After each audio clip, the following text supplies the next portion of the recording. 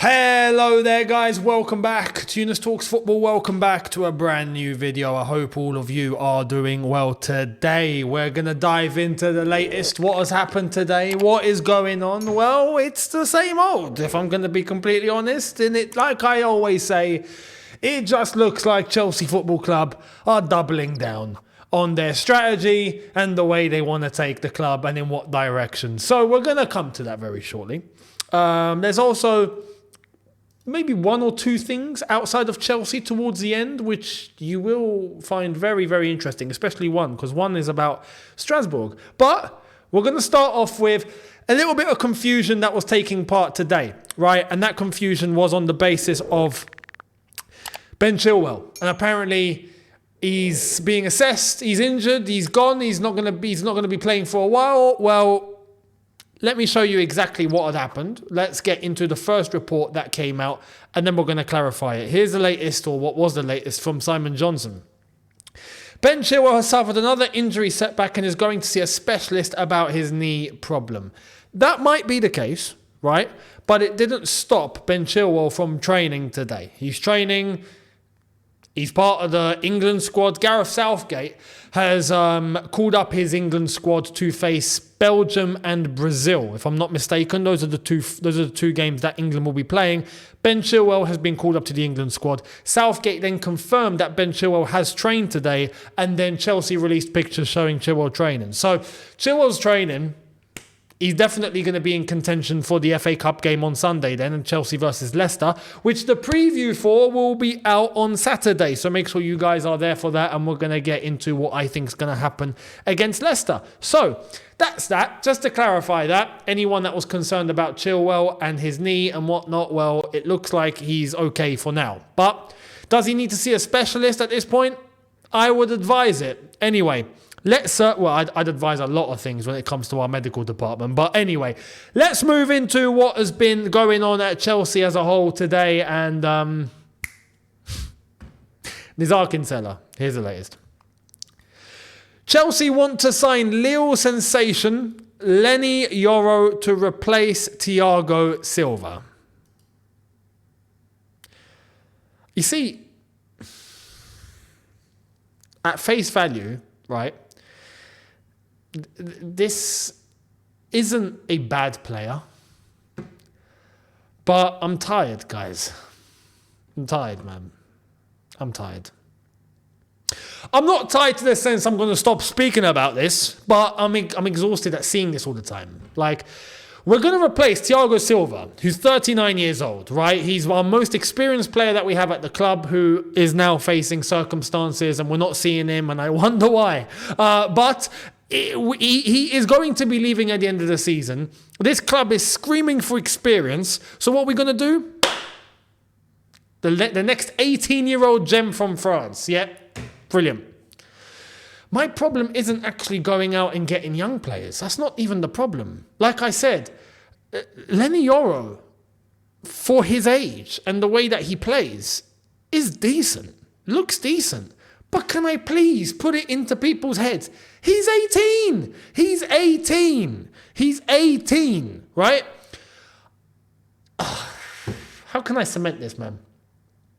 I think it's bonkers, right, to bring in 18, 19-year-olds, right, and give them the full responsibility that you would to a 25, 26-year-old who's approaching his prime. I think it's crazy. I think it's delusional. It's nuts. But we're doing that because the club's going to be filled with players of this age bracket, so it makes it okay. I think it's ridiculous. I'm not against getting a player like Leny Yoro, but I'm against bringing him in, and then all of a sudden going, yep, nice one, mate, you're starting. You are the main centre-back now. Beautiful, fantastic. And some people are going to say, well, no, he won't be, right? We've got Disasi for that. Are you hearing yourselves? Do you know what I mean? Disasi. Or whether it's Fofana, who's injury prone now. We don't even know where we stand with him. Or what? Chalobah's leaving. See you later. Oh, Badiashile. Is he going to be the main centre-back? But I am desperate for this club to please, for each main area of the pitch, bring in one, just one. At this point, I'm asking for one. I'm not even asking for loads, right? For each main position, defense, midfield, and attack, can I please have one solid, experienced, cool head, please? One. So in essence, it would mean three, right? One defender, one midfielder, one forward. That, at this point, that is all I'm asking for, because clearly more than that is impossible at this football club. We are going to replace Thiago Silva with an 18-year-old. Brilliant.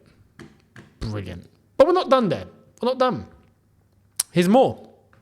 Chelsea are among the clubs watching FC... I never knew how to pronounce this club. Norgeland, is that how you say it? But you get the gist. Midfielder Mario Dorgeles. Now, another one. Talented midfielder. Talented, right? In fact, mentored by Michael Essien, right? Talented. He's 19. What are we doing? What are we doing? What are we doing? I'll tell you what we're doing.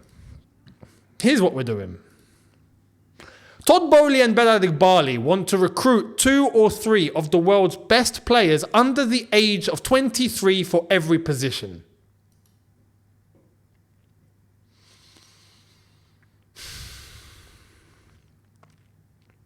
This is what I meant when I said they're doubling down.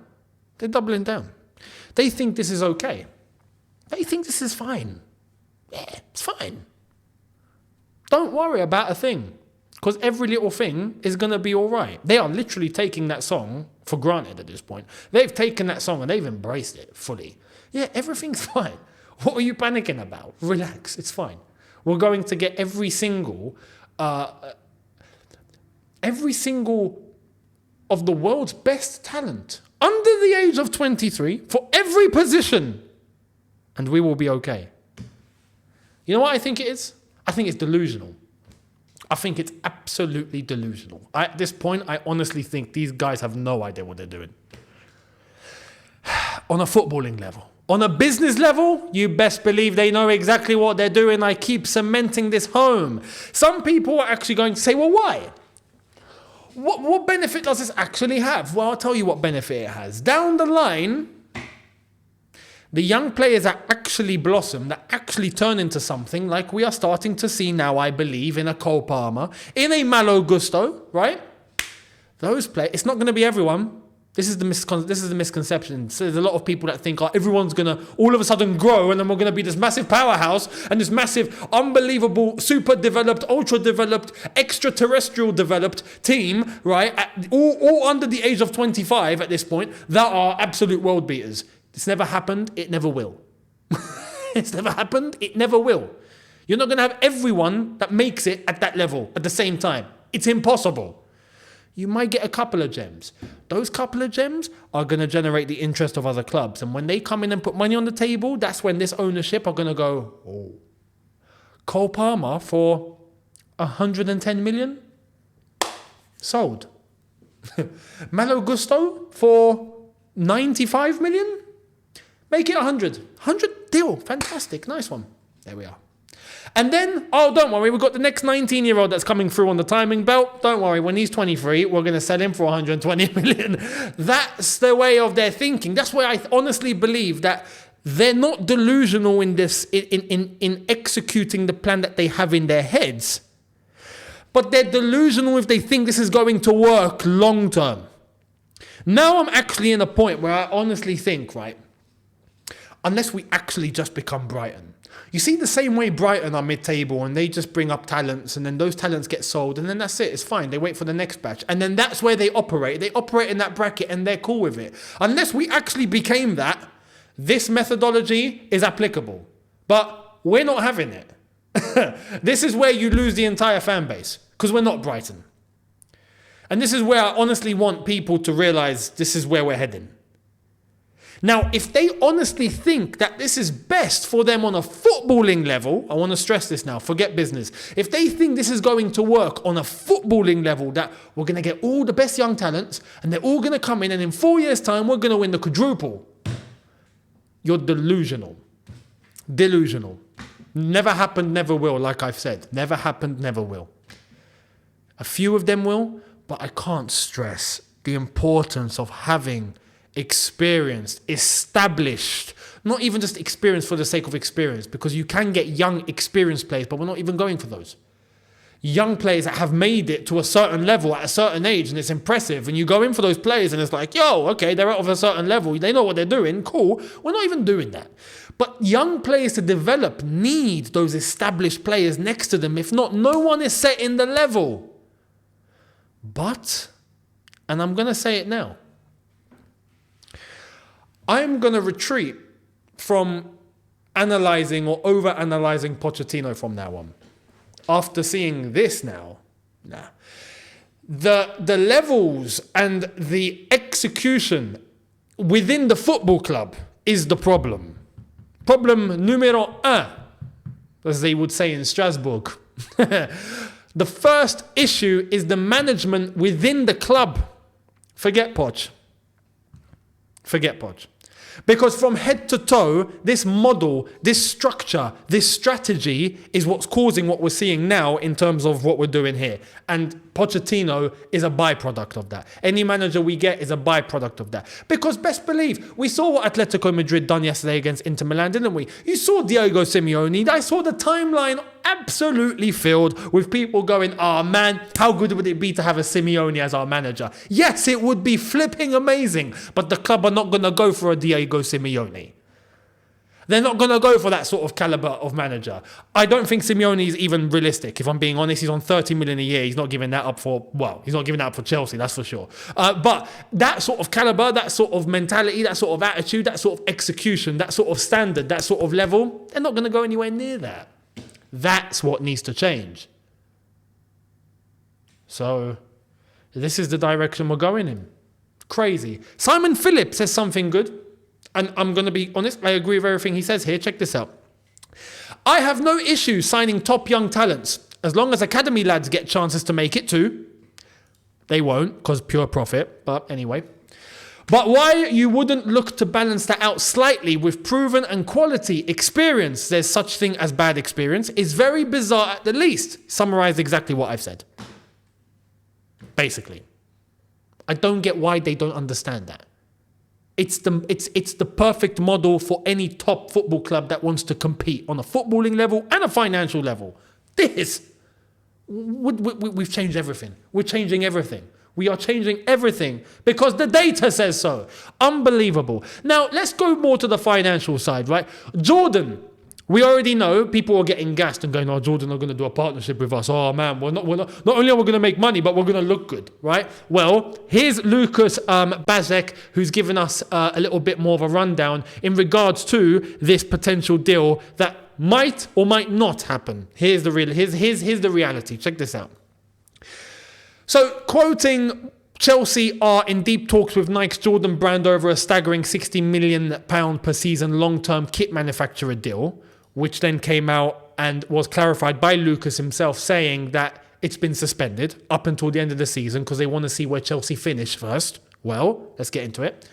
I'm skeptical about these revelations. Jordan Brand has suspended talks until the end of the season. I can't imagine Jordan Brand replacing Nike in a £60 million deal 8 years before it expires. The club also lost the final to Liverpool, which affected their image. Jordan Brand would primarily like to boast about the third or fourth kit in the Champions League. There is no vision to replace match and away shirts. So, there we are. Now, some people are going to say that, but are they really going to side with Tottenham? They're not going to get as much brand exposure with Tottenham, not like they would with Chelsea. They actually would. Just because Chelsea as a football club is looked at as bigger, right? For now, the eye of a sponsor or a brand that wants to get their brand out there is exactly what it says on the tin. They want to get their brand out to as many eyes as possible. That's the whole point of a sponsorship. Tottenham are going to get them out to more eyes than Chelsea. It's as simple as that. Why? Because Tottenham compete in the same league as Chelsea. The TV rights are fairly similar. Tottenham are going to be playing, if they do, Champions League football. They're going to be playing in the most elite European competition while we stay at home. Therefore, more eyes are going to be looked at in terms of Tottenham throughout the season. And they're competing in the same cup competitions as us. Now, unless they get eliminated early in every single thing, then yeah, maybe they won't be exposed as much, which is not entirely unrealistic. But you best believe they would be much more secure going with Tottenham, and maybe for a cheaper deal, than they would with Chelsea, with less eyes and possibly having to pay more money. This is why they've suspended and they've waited to the end of the season. Because if Chelsea don't get a Europa League spot, for example, you best believe Jordan are not doing anything. Jordan are going, no worries, we're going to go elsewhere. See you lot later. You guys are not going to have as much pull for our brand as another club would. So see you later. And this is only in relation to the third and potentially fourth kits. Third and fourth kits in the Champions League is their main aim. Not even, on any of the home or main away shirts. So they want to try and maximize as much as possible here. Chelsea are not going to do that for them. Unless we win the FA Cup and we get Europa League football that way. So absolutely unsustainable. These owners are so hell-bent on doing a sustainable thing, they're making things much more unsustainable. Honestly. These are the consequences that are going to come. So now let's focus to elsewhere. Before we end, Strasburg. This came out yesterday. Check this out. Another Strasburg fans group released another communique against Blueco. As our neighbours in the gallery did last week, we too would like to announce our position on Blueco and local shareholders. Since the 22nd of June 2023, the RC Strasbourg has changed dimensions and universe. It has gone over to the dark side of modern football with its real scourge multi-club. In the first few weeks, we gave the benefit of the doubt to the American shareholders because at that time, we still had confidence in Markella, who was seen at that time as a sort of guarantee that our racing interests would be protected. This goes on to explain, basically, that they are completely dissatisfied. They are not happy. They want Blueco out. And they've referenced Chelsea. They've even said that the multi-club model is there to help Chelsea. We don't want to be the club that's just going to be, the timing belt for Chelsea. But they even said, even Chelsea, they finished 12th. They're currently on par to finishing in the same sort of position this season. They're a mess, and they're meant to be the main club. What kind of model is this? That's what they've said in the Comunicado Oficial, if you want to put it in that sort of manner. They're not happy, and they are supporting what the Ultra Boys have basically said in relation to the protests that are happening on the 31st. Now, the Ultra Boys have come out today and also said this. This is in French. Basically, the 31st of March, when Strasbourg play Rennes at 5 p.m., there's going to be a protest. They've given the location of that protest now. This is the address, right, that you can see here. And that's to march all the way to the stadium. And that protest is going to be beginning at 3 p.m. basically. That's the banner. Blueco, I can't scroll all the way down, but basically says what I've just uttered. Blueco out Sunday 31st of March. And you can see it for yourself on their Twitter page. They are coming out and they're protesting. They want Blueco gone. And I'm going to be honest, Chelsea fans need to do the same now. Chelsea fans need to do the same. And don't let one win cloud your judgment. I am convinced, right? Convinced that we are heading to a bad place. Convinced. Now, if there are people that want to see it through and wait and see what happens, be my guest. Sit on the sidelines. But people that actually see it the same way and realize the danger that the club is heading in, things need to start happening. Things need to start happening. Because we get into next season and we're still doing this mediocrity. We're still going down this path. We're still bringing in yes men. We're still looking at this model. We're still looking to bring in kids. We're still running with this ridiculous timing belt that's just getting us nowhere. Then we are done for. We are done for. My opinion. So let me know your thoughts down below. Now, FIFA have gone and done something ridiculous. Check this out. FIFA announces a 48-team Under-17 World Cup will be held every year instead of biennial, And the next 5 tournaments will be hosted by Qatar. Under-17 Women's World Cup expanded to 24 teams and to be hosted for the next 5 years by Morocco. They've basically put out a statement explaining this.